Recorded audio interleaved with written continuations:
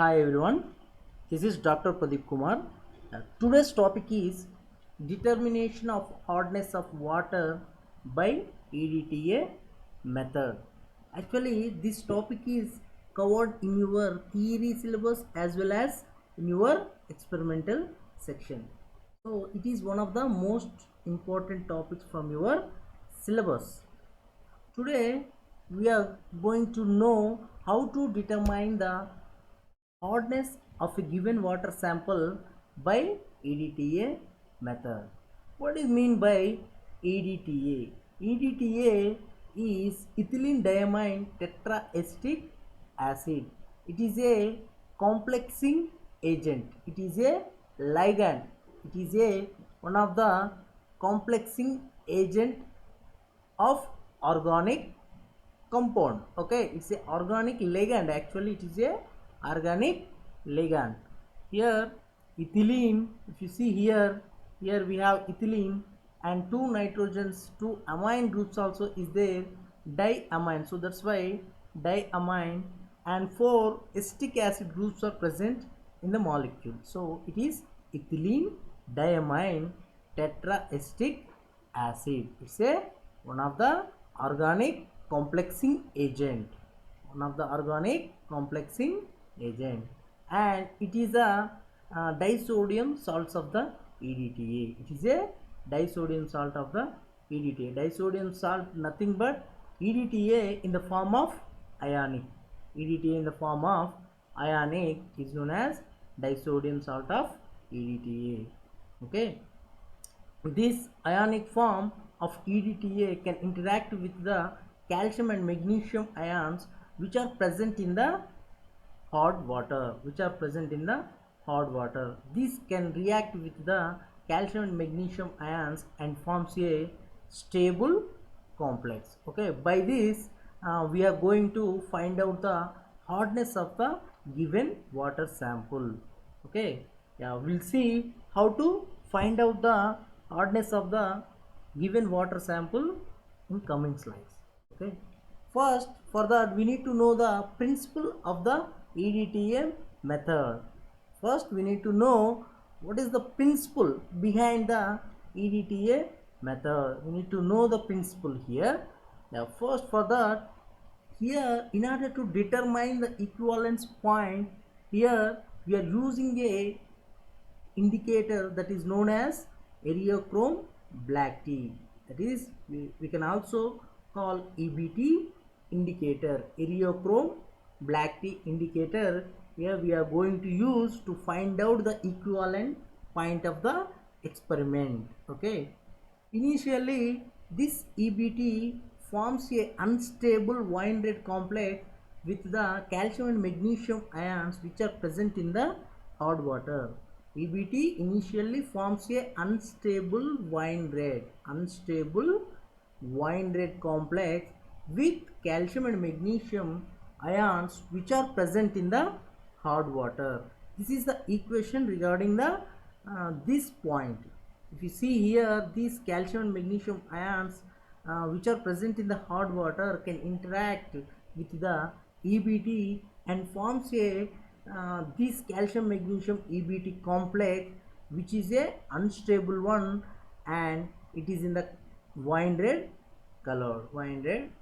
color. After that, after the adding the EBT to the hot water, then we need to do the titration. With against the EDTA. During the titration, EDTA combines with calcium and magnesium ions and forms stable calcium magnesium EDTA blue colored complex. What happened actually here, after formation of the complex, that is EBT calcium magnesium complex, which is a wine red colored complex, then we can do the titration with the ethylene diamine tetraestic acid. What happens actually, while titrating slowly, this EDTA can replace this EBT place. From this complex, EDTA can goes and replace the EBT, and then EDTA can settle down in this place. That is, EDTA and calcium and magnesium complex can form by leaving the EBT alone. Finally, this total EBT can leave as a blue. It is having the blue color, so that's why finally we'll get the blue color as a endpoint. The change of the wine red color to distinct blue color marks the end point of the titration here. Okay, this is the principle actually behind the method. If you see, this is the disodium salt of the EDTA, and which is going to react with calcium and magnesium ions which are present in the hard water at nearly pH 10. We need to maintain the pH around 10, then we'll get this metal EDTA complex, which is a stable one, metal EDTA complex. That is, it may be here calcium or magnesium. Okay, this is the stable complex. And coming to the procedure, what is the procedure here? First, in this procedure, we need to prepare a standard hard water. First, we need to prepare a standard hard water. For that, first we need to transfer 1 gram of calcium carbonate into a 100 ml volumetric flask. Then after that, we need to add 50 ml of distilled water and few drops of the diluted HCl, and make up to the mark by adding water. Make up to the mark by adding the remaining distilled water. Then after that, molarity of the calcium carbonate which we prepared earlier, molarity of the calcium carbonate can find out by this equation, can find out by this formula, weight by molecular weight into 1000 by V in ml. So from this equation we are going to find out the molarity of the prepared standard hard water. Okay, after that we need to standardize the EDTA. After that we need to standardize the EDTA. Standardization nothing but here we are going to find out the EDTA concentration. EDTA concentration. Further, first we need to pipette out 10 ml of standard hard water into a conical flask and add 5 ml of buffer, and then few drops of the Eriochrome black tea indicator. What will happen? The solution attains wine red color. That means this EBT, Eriochrome black tea, can interact with the calcium and magnesium ions which are present in the standard hard water, then it forms a wine red unstable complex here. After that, titrate the contents against the EDTA solution, then stop the addition when the color of the solution changes from wine red to blue. When we get the endpoint, then we need to stop the titration and note down the burette reading. Note the burette reading and repeat the titration to get the concurrent values here. Then let the volume of the EDTA consumed in this titration can be V2 in ml. Note down the V2 in ml. From the if you see here we have M1 V1 equals to M2 V2 formula. Here the left side one is standard hard water values. Here we need to take the standard hard water values, and here we need to take EDTA values. Right side M2 V2 is there.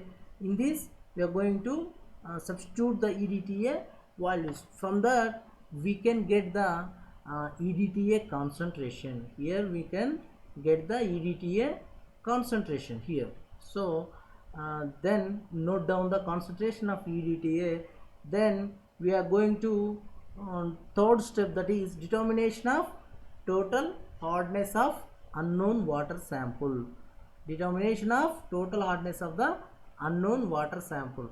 In this case, the procedure is the same, but here we are going to take pipette out the 10 ml of the unknown water sample. Here we need to take unknown water sample 10 ml in a conical flask and add 5 ml of buffer and add few drops of EBT indicator. The solution attains wine red color again and titrate the contents against the EDTA solution and stop the addition when the color of the solution changes from the wine red to blue. Note down the burette reading and repeat to get the concurrent values. Let the volume of EDTA consumed in this titration is V3 ml.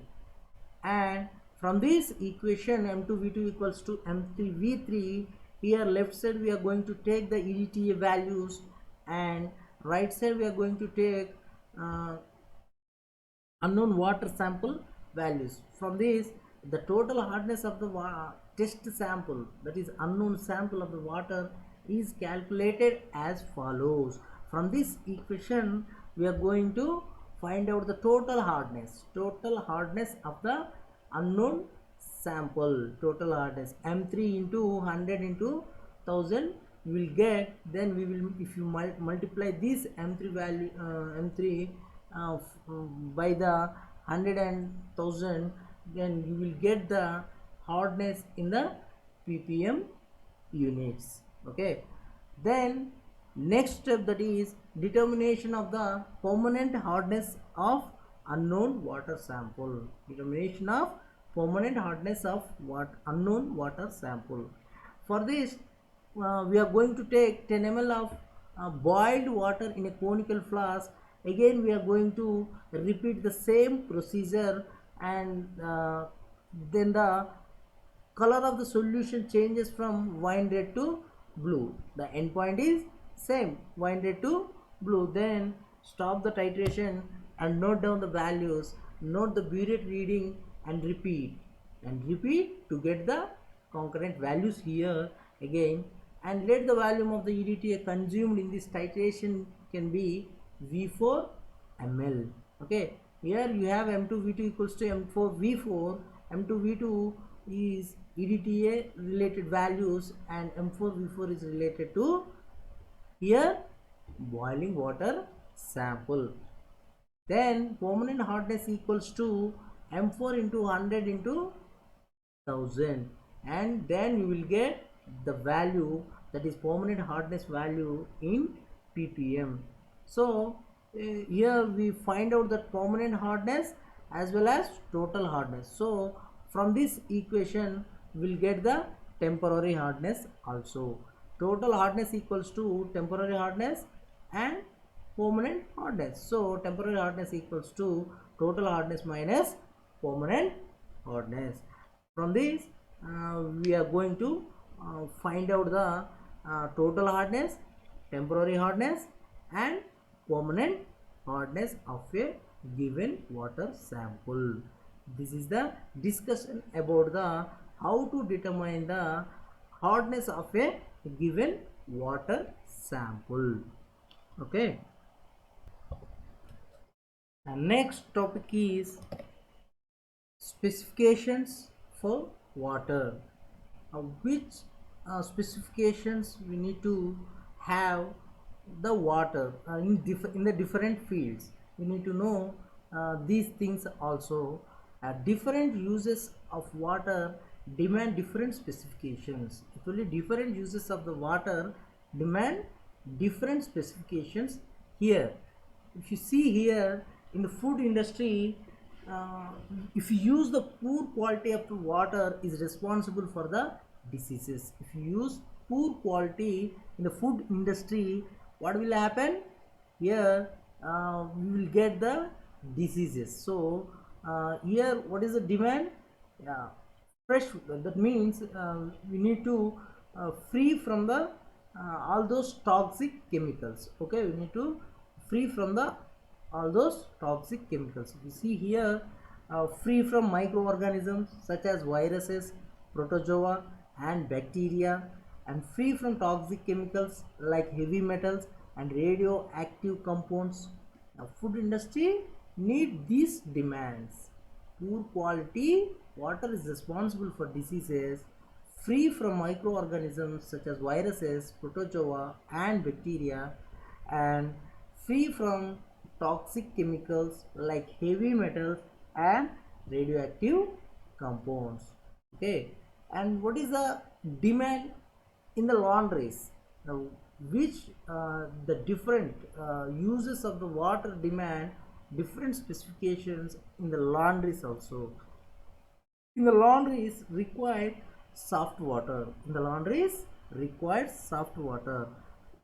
If we use the hot water, what will happen actually? There is no much lather, so that's why the soap will consume immediately. So required soft water, free from, it should free from manganese and iron salts also.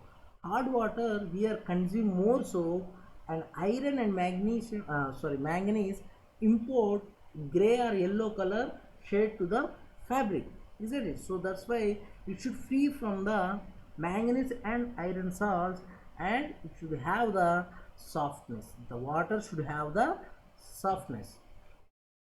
And in the textile industry, if hard water is used, what happened? Uniform dyeing not possible. In the textile industry, if we use the hard water, uniform dyeing is not possible. Hard water decreases solubility of the acidic dyes also. Hard water decreases solubility of acidic dyes also. And basic dyes precipitated by hard water. Basic dyes are precipitated by hard water. Organic matter imparts foul smell. It will if the water is containing the organic matter, it imparts a bad smell, that is it's a foul smell. And so iron and manganese salts leave stains on fabrics, so it should be free from above impurities. It should be free from above impurities. And coming to the cooking field, if hard water is used, what will happen? Actually, fuel required is high. When we use the hard water in the cooking purpose, then much more fuel is required. More time is required for cooking. Imparts unpleasant taste and muddy looking also. So that's why we need soft water for cooking purpose also. And in the pharmaceutical industries, required pure water should be colorless, tasteless, odorless and free from pathogenic organisms. Okay, in the pharmaceutical industries, required pure water should be, it should colorless, tasteless, odorless and free from pathogenic organisms also. And in the sugar industry, if hard water is used, if you use hard water, results in deliquescent sugar. That means impurities cause difficulty in crystallization. In the sugar industry, if you use hard water, it is very difficult to the crystallization of the sugar, isn't it? Then coming to the paper industry, it should free from silicon dioxide, iron and manganese salts. Silicon dioxide produces cracks and iron manganese imparts color to paper, which we don't need, which can affect the paper quality, isn't it? So it should free from silicon dioxide, iron and manganese salts. In the cooling systems, impure water leads corrosion, microbiological growth, scale formation and falling in cooling systems. In cooling, in the industries, we are using water as a coolant agent. So that's why in the cooling systems, impure water, if you use impure water, it will get the corrosion and microbiological growth will be there and scale formation and falling in cooling system. So these things, to avoid these things, we need to use uh, pure water or soft water in the cooling systems. And coming to the steam generation, in the steam generation require water of low hardness, require water of low hardness, otherwise efficient heat transfer is prevented by the scale formation. If you use hard water, what will happen? The scale formation can take place, which can affect the efficient heat transfer. uh, so that's why we'll get much more, we need to give much more energy to the steam, isn't it? Steam generation. And here untreated water leads to corrosion of boiler material. Even explosion can also occurs here. If you use the hot water, even explosion also occurs, because there will be cracks. What will happen after the cracks? There will be explosion. This is the discussion about the this water demand in the different fields, water demands. Okay, yeah. In the next lecture we are going to discuss next topic. Stay tuned.